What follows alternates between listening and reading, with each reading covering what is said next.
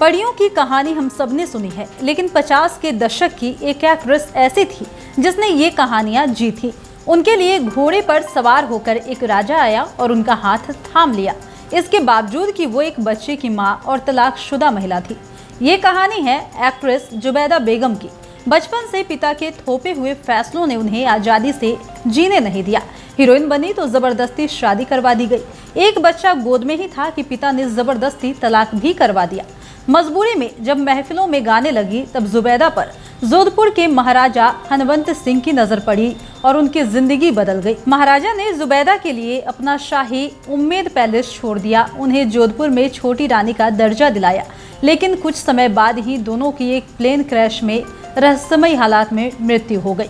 शाही परिवार बिखर गया और इसका इल्जाम लगा जुबैदा पर। कुछ सालों बाद जुबैदा के बेटे का सिर कलम कर उसकी लाश सड़क पर फेंक दी गई। जुबैदा की मौत के 71 सालों बाद भी उनका जिक्र जोधपुर में आम बात है। स्थानीय लोगों के अनुसार जुबैदा की आत्मा आज भी उम्मेद भवन पैलेस के आसपास भटकती है। कुछ सालों पहले पैलेस के पास बने हुए एक शाही स्कूल के कमरों में उनकी आत्मा कथित रूप से कैद हो गई थी।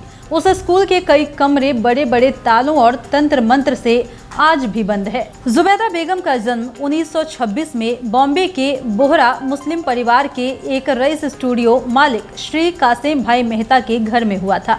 उनकी मां फयाजी बाई सिंगर थी। वो अपने माँ बाप की इकलौती संतान थी। पिता का हिंदी सिनेमा में इतना नाम और रुतबा था कि फिल्म इंडस्ट्री की कई हस्तियों का उनके घर आना जाना लगा रहता था। उस जमाने की एक मशहूर अदाकारा से भी पिता के संबंध हुआ करते थे। घर में तमाम बड़ी हस्तियों का आना जाना था, जिन्हें देखकर जुबैदा के मन में भी एक्ट्रेस बनने का सपना पनपने लगा। कासिम भाई के स्टूडियो में आए दिन कई बड़ी फिल्मों की शूटिंग हुआ करती थी।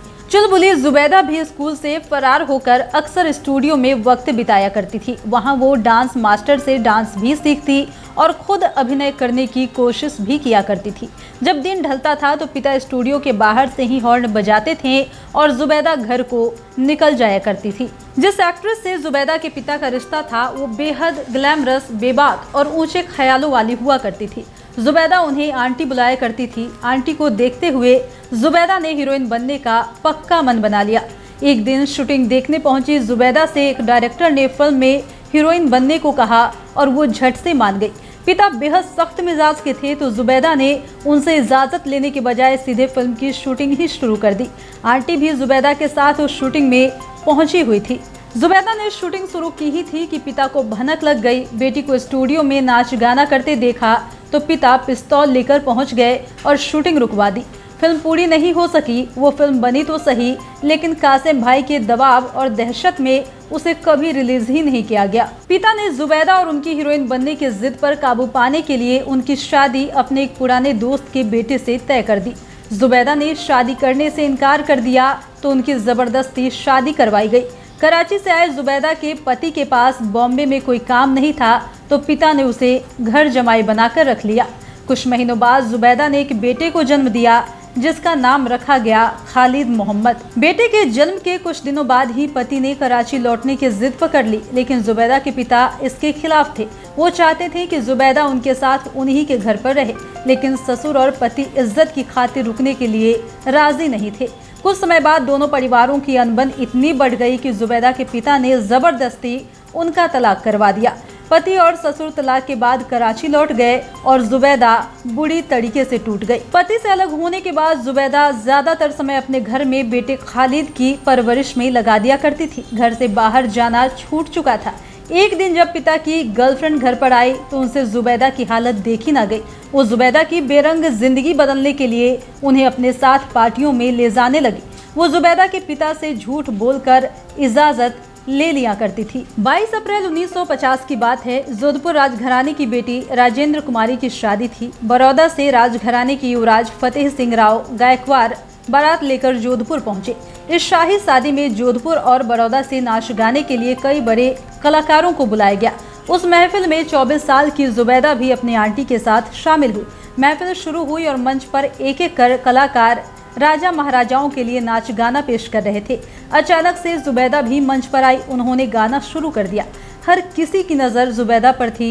एक तो सुंदर, ऊपर से आवाज़ में वो मिठास जो हर किसी का ध्यान खींच ले। उस महफिल में मारवाड़ रियासत के महाराजा हनवंत सिंह भी शामिल हुए थे। जब उन्होंने जुबैदा का गाना सुना तो सुनते ही रह गए। महफिल खत्म होते होते महाराजा जुबैदा से बात करने में कामयाब रहे, लेकिन अगले दिन जुबैदा बारात के साथ बड़ौदा लौटने वाली थी। जुबैदा बड़ौदा के लिए रवाना हुई जरूर, लेकिन तबीयत नासाज होने पर अगले स्टेशन में ट्रेन से उतर गई।